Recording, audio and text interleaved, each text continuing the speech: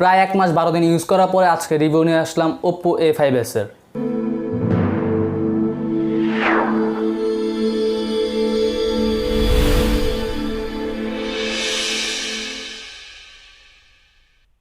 বরাবরের মতো আমি ইমন, আপনারা দেখতেছেন গ্যাজেট 420 টিপস। আজকে আমি কথা বলবো Oppo A5s এর বিস্তারিত নিয়ে।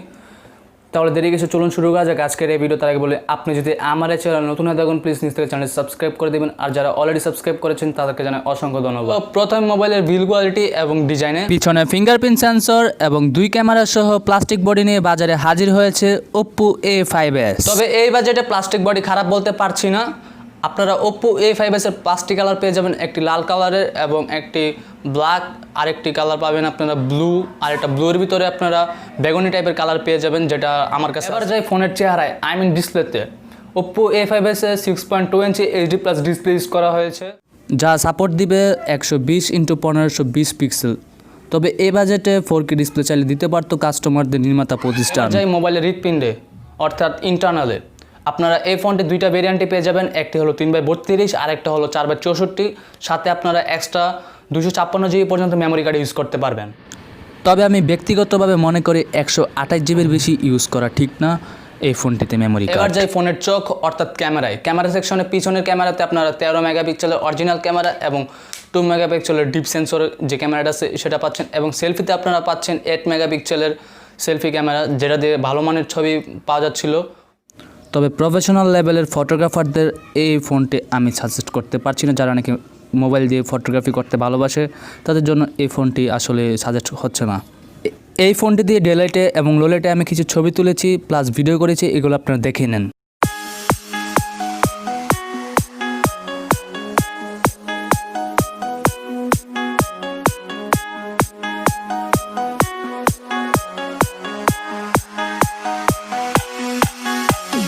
এবার আমি ফুসফুসে অর্থাৎ প্রসেসরে, এই ফোনটিতে চিপসেট হিসেবে ব্যবহার করা হয়েছে P35 এবং প্রসেসর হিসেবে ব্যবহার করা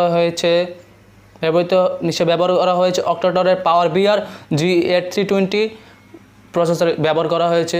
এবং এই মোবাইলটিতে হাই গ্রাফিক্সে পাবজি খেললে প্রচুর ল্যাগ দিচ্ছিলো এবং মোবাইলের পিছন দিক দিয়ে প্রচুর হিটিং হচ্ছিল, এবং মিডিয়াম গ্রাফিক্সে ভালোভাবে পাবজি খেলা যাচ্ছিলো, এবং অন্য সব গেম ফ্রি ফায়ার এবং কল অফ ডিউটি হাই গ্রাফিক্সে স্মুথভাবে খেলা যাচ্ছিলো। এই ফোনটি আমি প্রফেশনাল গেমারদের সাজেস্ট করতে পারছি না।